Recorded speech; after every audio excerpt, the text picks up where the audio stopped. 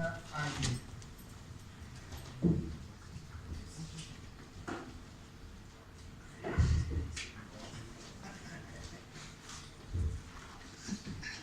Bueno, sobre las perspectivas, ¿no?, de políticas más diferentes en Latinoamérica. Bueno, primero una acotación. Yo si bien no soy economista y estaba escuchando a ese compañero, pero me surgieron como algunas dudas que, bueno, tal vez después de las intervenciones las podemos aclarar. Pero justamente hablando de Latinoamérica, de los países, digamos, que se desligaron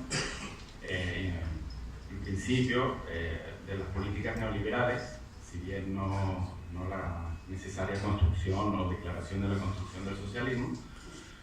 pero sí, creo yo, al menos el caso que conozco yo en Venezuela, sí hubo esa separación de la cual habla, hubo más que una separación, es evitar, hacer que la política supedite la economía, tratar de, en vez de que en esa separación que usted habla, claro, es decir, la política no se mete en economía, la economía es de los economistas, de los empresarios, en fin. Y en este caso, las políticas antineoliberales o las políticas que tienden a la construcción del socialismo es lo contrario, es supeditar la economía a las decisiones políticas. Y en este caso, por ejemplo, en Venezuela sí el Banco Central está en control de las decisiones del Banco Central, se toman en el legislativo y en el ejecutivo. Y también las empresas estratégicas que han sido expropiadas, unas han fracasado también, pero ese es otro asunto, han sido pues puestas al control social, generalmente estatal, algunas cosas, otras cogestionadas y otras de propiedad y administración comunitaria, ¿no? Entonces ahí sí hay un proceso de que la economía pasa a ser política, o sea, sí, pues pasa a decisiones políticas tanto a nivel estatal como a nivel popular. Lo que hablaba la negociación de la escuela, pues, la apuesta hacia el Estado comunal, hacia el socialismo comunal, va por ahí, que es la construcción desde las bases de todo el sistema político y económico. No sé cómo es el caso de Bolivia específicamente, pero Bolivia sí ha tenido un gran crecimiento económico, es ahorita el país de Latinoamérica que más está creciendo y sus políticas también van dirigidas, no sé cuál ha sido la fórmula exacta, pero está yendo muy bien económicamente, mucho mejor que en toda la historia de Bolivia. Tiene que ver obviamente la nacionalización de las riquezas como YPF, creo que, bueno, del petróleo también, del gas. Ajá, exacto. Entre eso y otras políticas que hacen que vaya un buen crecimiento y una redistribución de la riqueza, lo cual pues, también va en detrimento de la acumulación. En Venezuela, si bien la industria nacional petrolera se renacionalizó, ya era nacional, pero estaba en proceso de privatización solapada, recuperada por el Estado y la acumulación que históricamente hizo la burguesía o los controladores de PDVSA, de la Empresa Nacional de Petróleo, que acumulaban y se robaban todo ese dinero, pues fue en proceso de distribución para mejorar las condiciones de vida. Igualmente, sí, hay que decirlo, bajo la misma lógica de una economía rentista dependiente del petróleo. Transformar eso, bueno, es la apuesta, fue la apuesta y bueno, ha costado y todavía no se ha logrado. Pero bueno, o sea, creo que específicamente en Latinoamérica, los países que han tratado de escoger otro camino antineoliberal o salirse de las políticas neoliberales, que salieron gran parte de esos países, de esos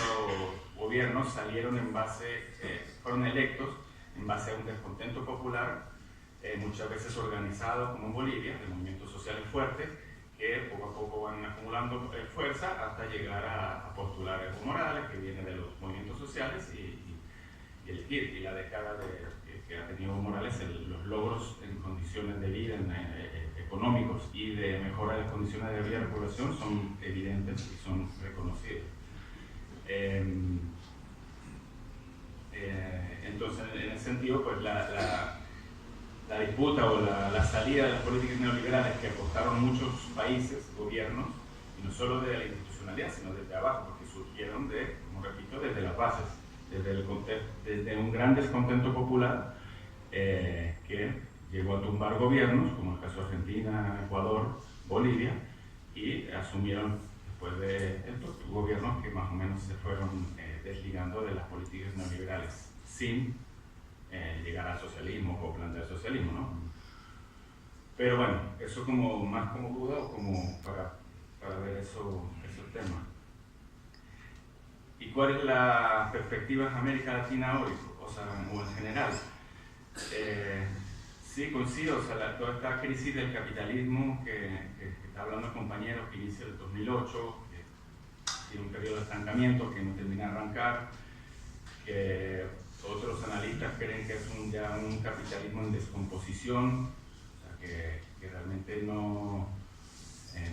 si bien siempre se recompone el capitalismo para que su finalidad, que es la acumulación de las grandes riquezas en pocas manos, sigue siendo así, pero el sistema igual va hacia la descomposición y hacia el colapso. Y repito yo por lo que había dicho el primer día, que creo que sobre todo por la incapacidad, la insostenibilidad que tiene el capitalismo en sí, porque es una extracción permanente, una explotación tanto de la fuerza de trabajo humana como de los recursos naturales, desmedida, sin ningún tipo de regulación, porque es la acumulación o sea, la finalidad es la ganancia a toda costa y exponencial, no es una explotación o una planificada para una sustentabilidad de generaciones en generaciones. Entonces, esta crisis, esta descomposición o este capitalismo terminal, como otros creen, está tendiendo, como todas las crisis, tiende hacia el fascismo, o sea, hacia fascistizar las masas, como políticas que tienen el mismo capitalismo para defender lo que tiene, para mantener esos mismos privilegios y su mismo sistema y sus mismas ganancias. Es decir,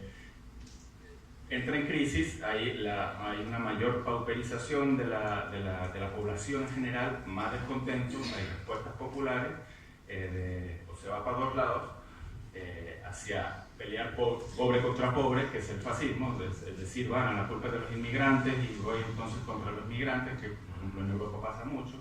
aquí creo que también un poco, y no apuntar al sistema. Pero el sistema lo que quiere es justamente eso, fascistizar o el Estado mismo convertirse en fascista, porque ve que las respuestas populares pueden ser tanto de revueltas como de revoluciones que entonces intenten transformar el sistema. Entonces tiene que surgir el fascismo como pues, para aplicar la fuerza, digamos, sin límite, de aniquilación de todo tipo de intento revolucionario o de transformación. Entonces creo que no es casualidad que en esta crisis capitalista esté surgiendo nuevamente el fascismo, tanto en América Latina como en Brasil, Colombia, que lo tiene hace rato, pero volvió, sigue pues. Aquí lo vemos. Todavía no es que estén matando gente en la calle como en la dictadura, pero o sea, el discurso político de Piñera y esta gente se alinea directamente con los fascistas, como Bolsonaro y compañía, y de hecho creo que ayer me contaron que las encuestas apuntan a Kast como uno de los favoritos, o sea, y Kast, digamos que es abiertamente, y lo dice abiertamente, como fascista, ¿no? O sea, igual que Bolsonaro, que dice aberraciones de tortura, de desapariciones, de que nos faltó matar más gente y aún así sale electo, digamos. Y pues casi es un peligro que la sociedad chilena, tal vez no por una crisis económica, pero bueno, por un trabajo ahí mediático solapado de los centros de poder, hagan eso, un trabajo político que también está en las poblaciones, hacia eso. Entonces, creo que pues sí, el mundo se va hacia esos polos, hacia el fascismo y bueno, el antifascismo, ¿no? o la respuesta de los pueblos para defenderse ante eso cuando hay mayor conciencia. En Europa vemos lo mismo, o sea, los gobiernos fascistas están surgiendo nuevamente, sobre todo bajo el tema de la migración. O sea, la migración de todos los países de Medio Oriente y de África es a causa de las mismas políticas digamos, del sistema mundo capitalista que ha plagado de guerras en África y de pobreza, que lo que les queda a ellos es arriesgar sus vidas cruzando el Mediterráneo para llegar allá. Y bueno, es terrible la situación que viven, incluso ya estando en Europa, pues de discriminación, de maltrato, de persecución, y eso bueno, provoca también que la ultraderecha llegue a los poderes bajo el tema de la migración, que son bueno, que gente que viene a quitar el trabajo, que la culpa de las situaciones, hasta de enfermedades, como aquí dicen que hay entonces hay enfermedades que están llegadas por la migración, por los haitianos. Y pues esa tendencia hacia los extremos creo que es la perspectiva que se están viendo repito, en América Latina y en el mundo, y es a lo cual nosotros tenemos que tener claridad y ver cómo nos organizamos como pueblos para enfrentar eso y dar esa batalla, que creo que es una batalla que se viene y que es fundamental. ¿Qué hacer ante eso? Pues bueno, sí, los pueblos, hay mucha resistencia, o sea, los pueblos en América Latina hay muchos movimientos sociales, muchas experiencias tanto de los gobiernos ya mencionados como de base, de organización territorial que apuntan a eso. Lo que creo que falta es mayor articulación, mayor unidad en la lucha y en la defensa. O sea, los procesos sociales aislados no perduran o no van a perdurar. Pueden transformar su territorio, pero no transforman globalmente ni nacionalmente. Entonces sí, los procesos locales tienen que tender a la articulación con todos los demás. Articulación no solo de solidaridad, sino de todo tipo, de productiva, de defensa, de comunicación, en fin. Porque, por ejemplo, volviendo a Venezuela, la apuesta del socialismo comunal es de ir creando comunas, no comunas entendidas aquí como municipios, sino como territorios organizados y administrados por la misma comunidad, por popular organizado. Es no quedarse en el aislamiento, lo decía muy bien. No se trata de una comuna ahí aislada y autosustentable y ya. ¿No? Hay que articularlas, crear gran comunidades o confederaciones de comunas, llegar a las ciudades comunales y hasta llegar, ya en un futuro más lejano, realmente a lo que llama el Estado comunal, que es lo que rompería o lo que trascendería al Estado o la institución burguesa o el Estado burgués, que es el que tenemos todos. El Estado-nación como tal son estados que han sido creados y su función, su lógica de funcionamiento ha sido siempre en función a defender o a favorecer los intereses de los grupos económicos poderosos. Así. Las revoluciones que quieren hacer, cambiar eso. La revolución cubana que hace no es que destruye el Estado, pero se toma todo el poder del Estado, pero ya no en función de los poderes económicos, sino en función del pueblo. La experiencia de la Unión Popular apuntó a eso, pero cuando es de una forma pacífica es mucho más lenta, mucho más difícil, porque tiene toda una estructura estatal, institucional, constitucional, que está diseñada para trabajar en favor de la clase dominante. Entonces, transformar eso por vía pacífica es mucho más lento, mucho más difícil, y es lo que hemos encontrado en Venezuela. Entonces, aún sigue el Estado, ¿sabes lo que primero quiso hacer? En vez de armó instituciones paralelas, que llamó misiones, y al final terminaron siendo, o sea, una apuesta de decir, bueno, en vez del Ministerio de Salud, que está enquistado, que tiene toda una burocracia, un burocratismo terrible, una corrupción, vamos a crear la misión Barrio Adentro. Y es una institución aparte que funcionó muy bien, grandes logros, pero al final terminó institucionalizándose y copiando, reproduciendo las mismas prácticas burocráticas de los otros. Así pasó con todo, pues, Misión Robinson para la educación, la Robinson para la alfabetización, después la Rivas creo que era para la educación media, y la superior, la Misión Sucre para la educación superior con universidades públicas, que también sí funciona muy bien, pero bueno, en algunas, sobre todo, más bien me refiero a la de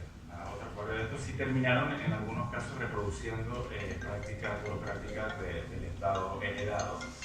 anterior. Por eso la apuesta final de Char fue hacia las comunas, el Estado comunal, ¿sí? Y al final, pues, las comunidades organizadas vayan gestionando su salud, su educación, todos los espacios que ellos vayan pudiendo. Eso no es solo la construcción desde abajo, eso tiene, obviamente, desde arriba, debe tener una correlación,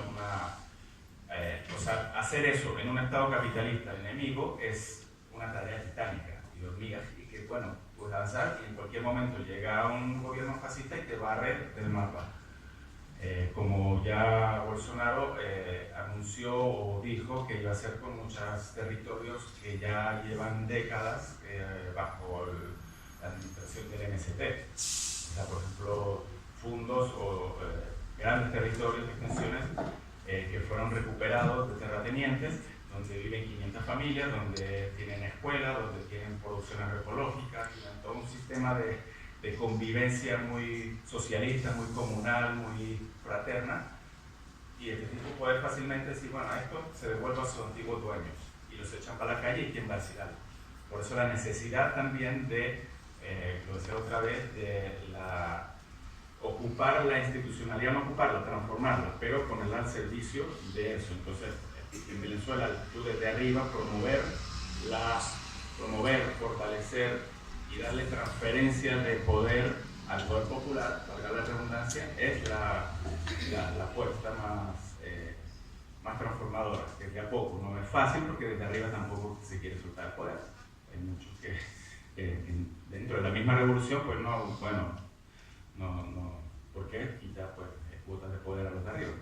Entonces, toda una lucha y unas contradicciones que se dan, pero la apuesta al menos teórica y que apunta hacia allá creo que es lo más válido. Y a nivel ya un poquito para ir terminando más de las perspectivas, a nivel ya más general o político, pues es eso. O sea, en Latinoamérica tenemos esta disputa, esta batalla donde hubieron gobiernos que avanzaron, lograron el ALBA, el UNASUR, el CELAC, donde hubieron, no sé, la foto famosa que salía Lula, Kirchner, con Chávez, con Evo, con Correa dándose la mano, cuando derrocaron el ALCA, que fue el primer intento del área de libre comercio de las Américas, que ahora se llama TPP, en fin, pero se fue derrotado, digamos que Bush se fue como el rabo entre las patas del 2005 de ahí de Buenos Aires, y todo eso, pero bueno, había un retroceso a través de los golpes de Estado, digamos, o cambios de gobierno de forma amañada, como el caso de Zelaya, de Lugo, de Dilma Rousseff, y entonces hay un retroceso, pero todavía está esa batalla. Este próximo año está la elección en Bolivia, que todo indica que Evo con alta popularidad va a seguir, entonces va a seguir con esas políticas, sí, de transformación de la economía y de distributivas, o sea, de transformación de la economía, porque ellos sí apuestan a que el litio sea nacional y a que el litio, por ejemplo, no como en Chile, que se le venda allá apuestan que el litio peruano sea transformado o sea, ellos no solo aporten la materia prima, sino que hagan las baterías, hagan lo que se hace con el litio, ¿no? Las baterías, la energía, le llaman el petróleo del futuro. Y en Argentina, pues también está, si bien no hay parece todavía un liderazgo claro que pueda surgir, pero sí hay un gran descontento hacia Macri. Pero bueno, esperemos que haya algo que pueda reemplazar y retomar un poco, salir de esas políticas neoliberales que Macri en 3 años destruyó social y económicamente, lo que se avanzó en 10 años de kirchnerismo, que agarraron de crecer del menos tanto en 2001 a crecer al 8% en 2008, 2009, recuperando industria, en fin, bueno, muchas razones. Y el tema de México también, que ayer vimos que todo el grupo de Lima, que atacó a Venezuela, dijeron que es un gobierno ilegítimo, que es que ya que este nuevo periodo del presidente Maduro a partir del 10 de marzo es totalmente legítimo porque esas elecciones que se hicieron fueron falsas, no las reconocen. Y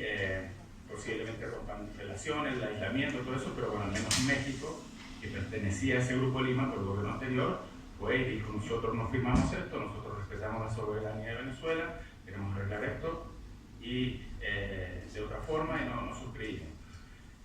Y un poquito más amplio ya entraría en esos factores que también Latinoamérica está metida, que son pues China y Rusia, que están ocupando espacio acá para quitarle un poco de espacio a Estados Unidos en ese sentido y crear pues otros núcleos de potencia que equilibren un poco más la cosa. Ahí podemos debatir, pues, otro debate, si China realmente es socialismo o no, o cuáles son las... Es debatible, yo no digo que lo sea porque hay mucho capitalismo, pero China ha sacado miles de millones de personas a la pobreza, no es lo mismo que la India, y en ese sentido. Pero bueno, sí tiene obviamente diferencias sociales abismales en eso. Entonces, bueno, las perspectivas se vienen de luchas, ya redondeando, de lucha cada vez creo que más dura, abierta, contra una pacificación de las masas, lamentablemente, del pueblo, de los pueblos, o de muchas partes de los pueblos, sectores de los pueblos. Recordemos que acá tiene presencia de poblaciones, grupos ahí que lo apoyan, pobre que apoya el fascismo, digamos, y se viene eso en Chile y en muchos países, y eso es delicado, y creo que pues hay que ver cómo ir preparándose para resistir eso y cuál va a ser nuestra propuesta de alternativa en esa lucha, de alternativas de forma de gobierno o de forma de organización, de transformación y de salida del capitalismo terminal, capitalismo de composición o de la crisis capitalista, que esta vez parece que no es un ciclo, sino que es mucho más profunda y estructural. Bueno, eso. Muchas gracias.